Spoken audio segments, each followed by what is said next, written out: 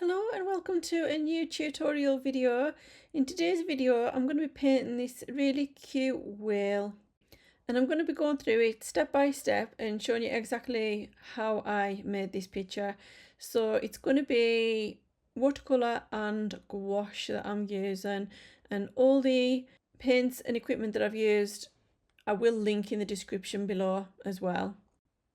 So first of all, I'm using Archie's watercolour paper, and this is a block, so it's glued on all four sides.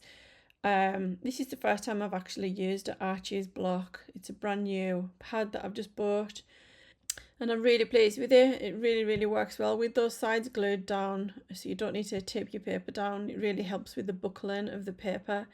So I'm going to start off here by putting tape around the edge. This is washi tape.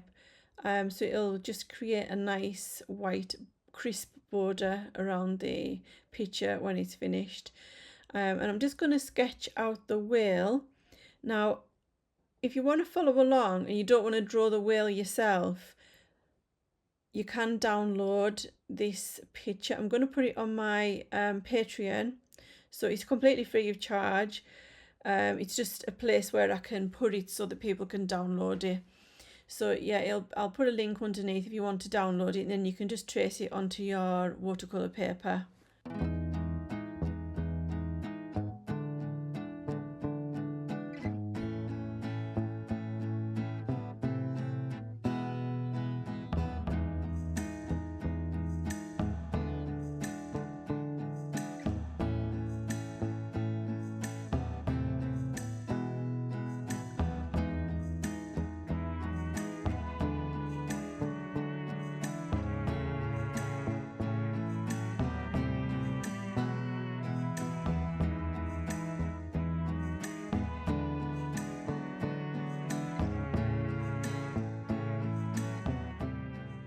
Okay, so the first step I'm doing is wetting the whole of the paper except for the whale.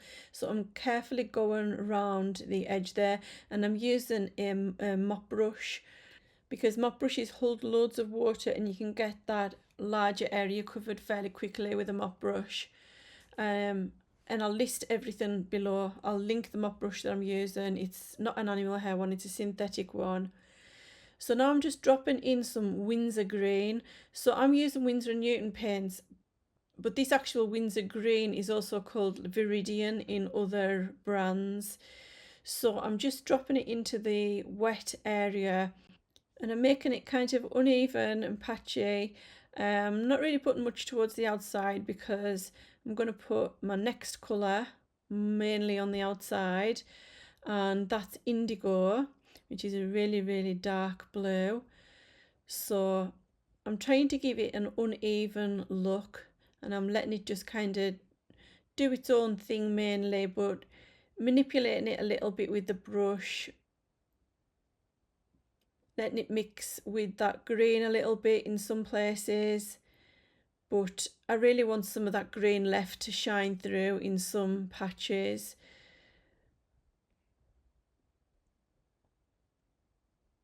Yeah, so I want it really dark at the edges.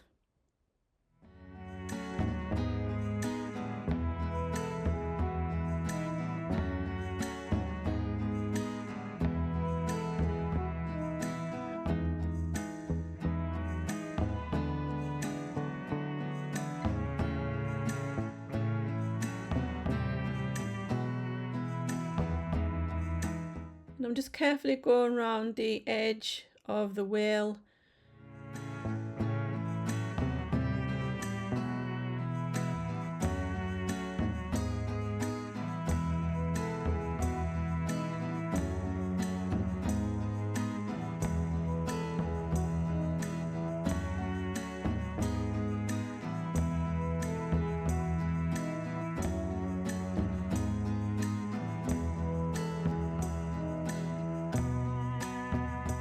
Okay, so that's what it looks like so far.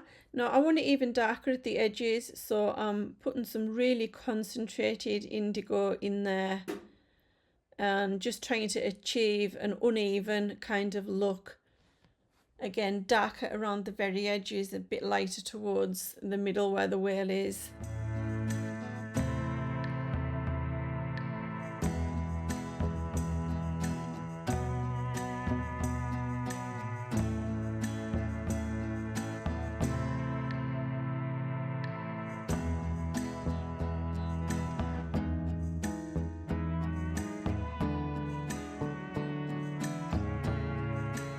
Okay, so I've let that completely dry now, and I'm now wetting the whole page again. So this is including the whale. Now, this type of paper, this Arches paper, it stays wet for a lot longer, so that's the benefit of having a good quality cotton watercolor paper. So first of all, I'm adding even more dark indigo around the corner areas and the edges, but not like completely covering every single edge. And because this paper stays wet for longer, you've got much more time to work in the wet surface. So next I'm going to add a little bit of indigo onto the whale to add some shading. So I'm using like a watered down indigo here, and I'm just kind of leaving the top areas because I just want like a white area across the top of the whale and across the top of the tail fin. So I'm leaving a white area at the top.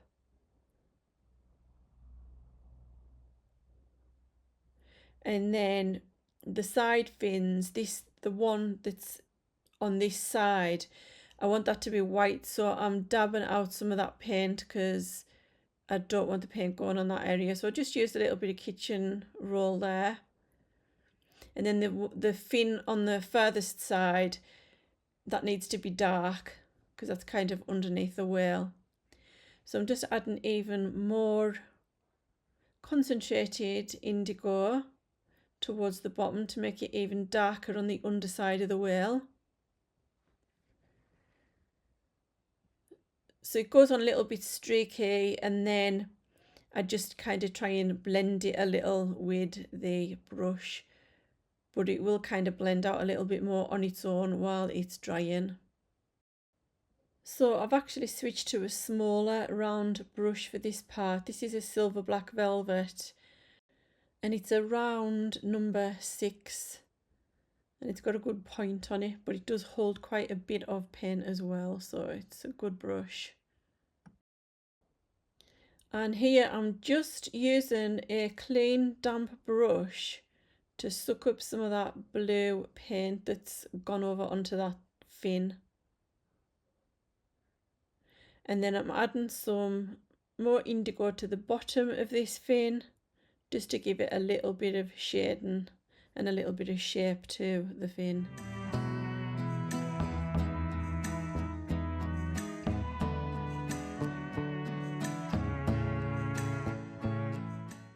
Now I'm outlining the whale with a black pen.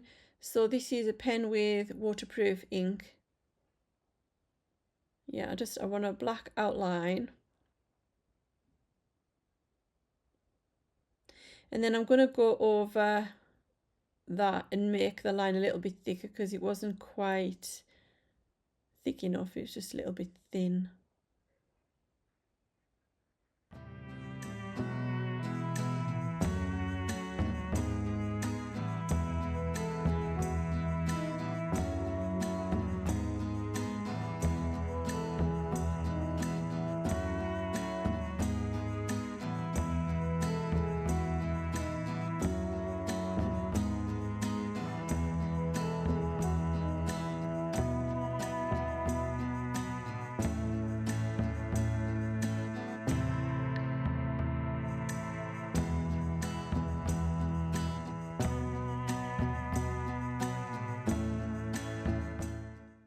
Okay, so now I'm wetting the whole of the whale again because I'm going to add even more shading to the bottom.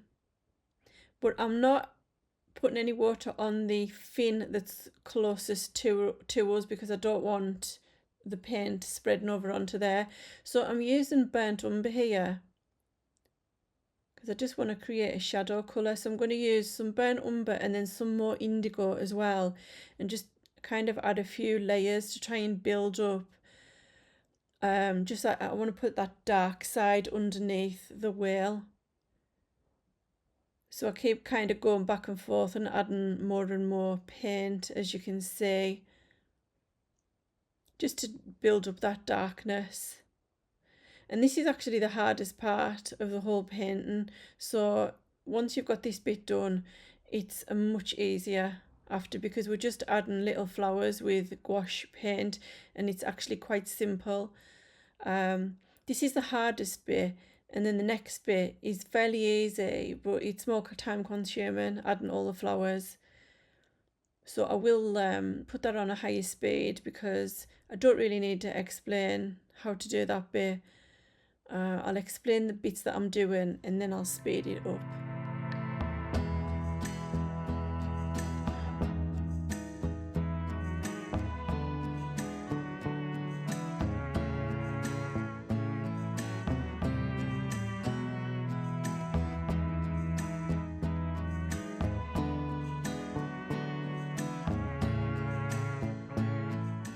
Okay, so now it's time to decorate the whale. I've got some metallic colours here, and also some different gouache colours.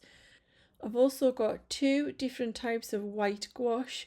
I've got one for mixing with other paints if you want to lighten them, and then this one here is an acrylic gouache.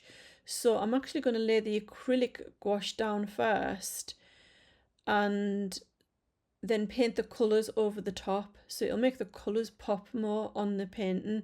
But if I used ordinary gouache underneath these colours, it'll just reactivate, but the acrylic gouache will not reactivate, so that's ideal for putting underneath.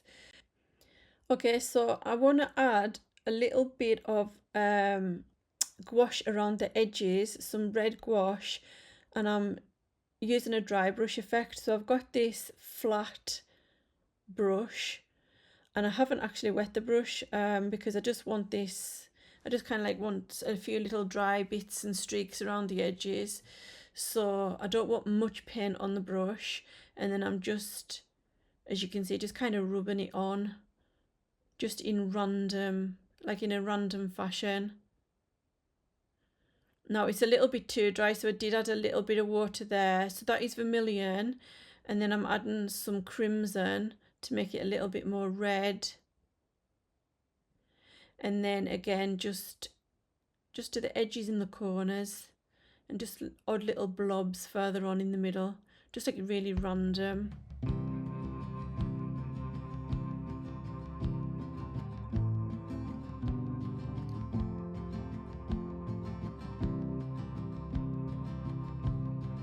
And then I'm adding a little bit of orange just to give a little bit of variation in the colour.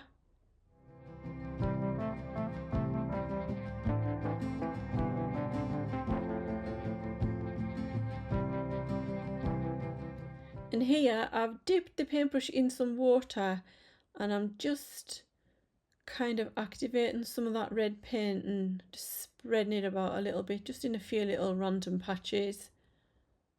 I just want it to look all kind of messy. So these are some brushes that I'm going to use next. I've got two liners. One is in number 1 liner. It's a Princeton Aqua Elite. And then I've also got another Princeton liner, and this is a 10/0, so you can see how that's super thin, that one. And these type of brushes are great for doing the stalks on flowers. Then I've got a Princeton round, just an ordinary number 1, ordinary round number 1. And then also, this is one of my favourite paintbrushes of all time, and it's by Rosemary & Co, and it's called Series 230, and it's just a little liner brush. So I'm gonna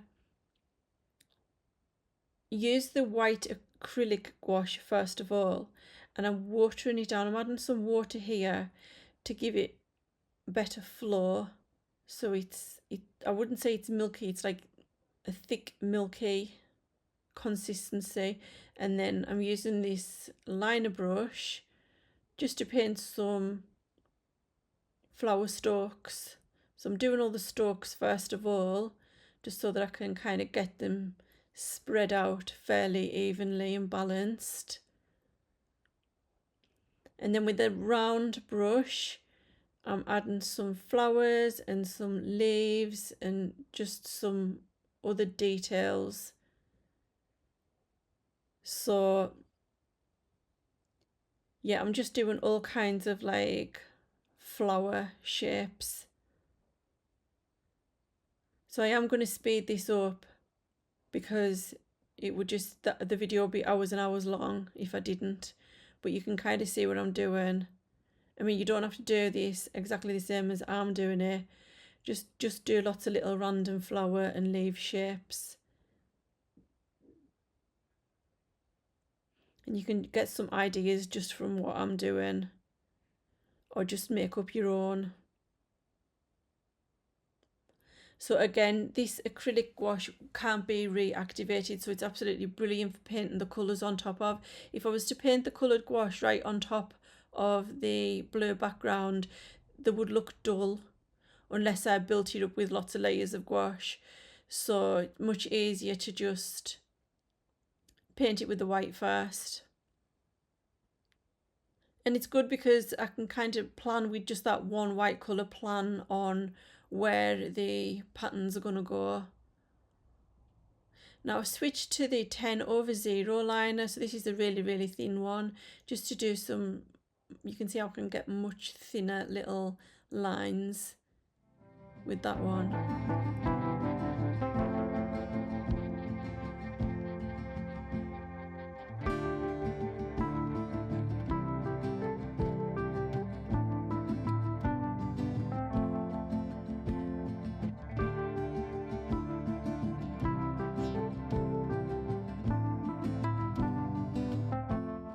Next, I'm going to add some dots to the wheel. So I'm using these dotting tools. If you can see, there's different sized little balls on the end. And then this is a different tool with a much larger ball on the end. That's actually a nail tool for nail art, I think, or for something to do with nails. Yeah, so I'm going to use a really watery mix of indigo, and I'm going to create some larger dots and some smaller dots.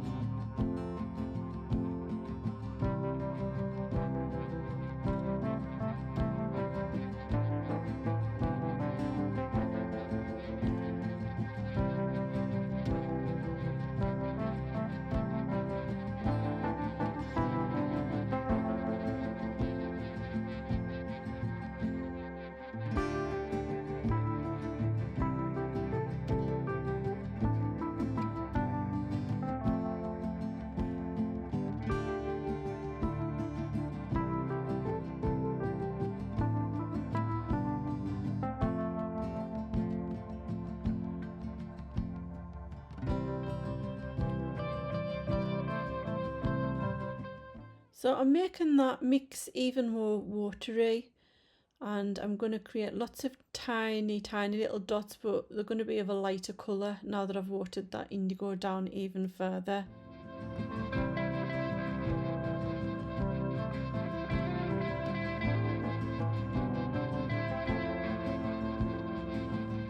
And then using the acrylic gouache, I'm adding white dots in the middle of most of these dots and just leaving a little bit around the edge. Actually, it looked really nice just with the indigo dots, but that wasn't the plan that I had for this painting. But I would definitely consider just possibly doing the painting again with just the indigo dots on the wheel and not adding any colour. I think the white flowers actually look quite nice. Now I'm going to add some metallics to the picture. Not much, just a few little subtle bits of metallic. So I've got this lovely glistening surf colour, and I'm just going to add just 2 or 3 of these dots with that colour, and the rose gold, just a few in rose gold. And then I'm going to also do the same with the flowers around the outside, just a few subtle little metallic ones.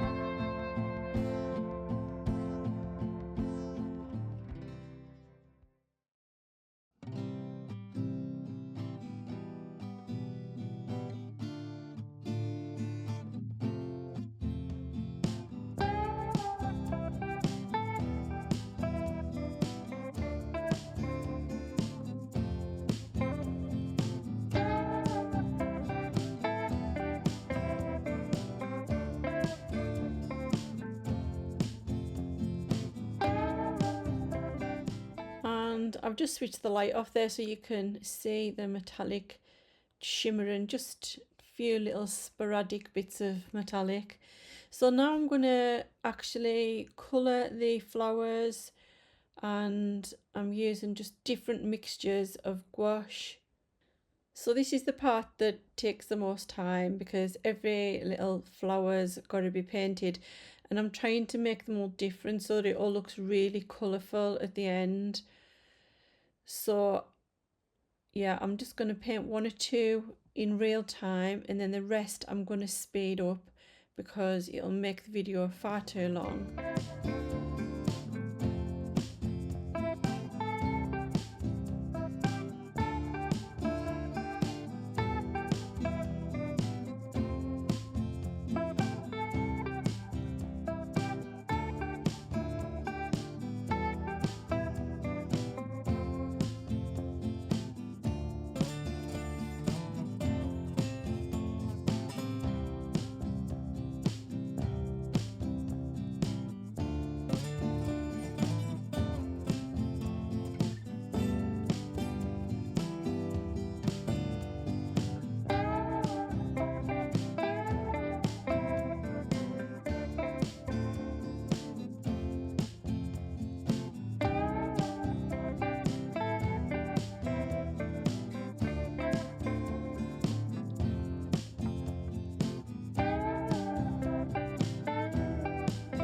And now I'm using all those gouache colours to paint over the little white bits on the dots, so all these little spots look multicoloured as well. And then with the really thin liner brush and some white gouache, I'm going underneath the little lines on the underneath of the whale, and that's just kind of emphasising the black lines.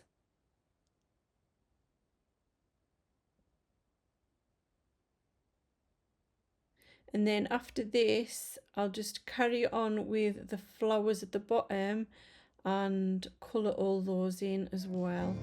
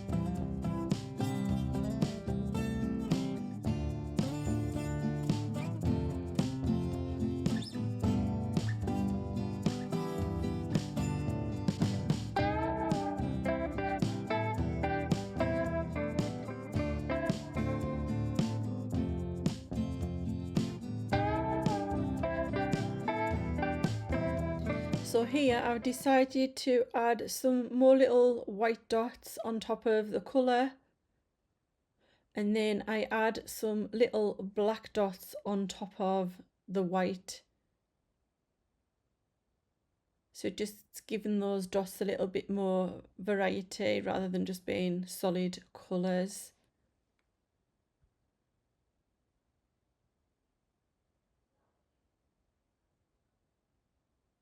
Okay, so the last thing is just to take away the tape and reveal the lovely crisp white border. So I hope you've enjoyed the video, and you can download that whale outline if you want to follow along yourself. And thanks very much for watching.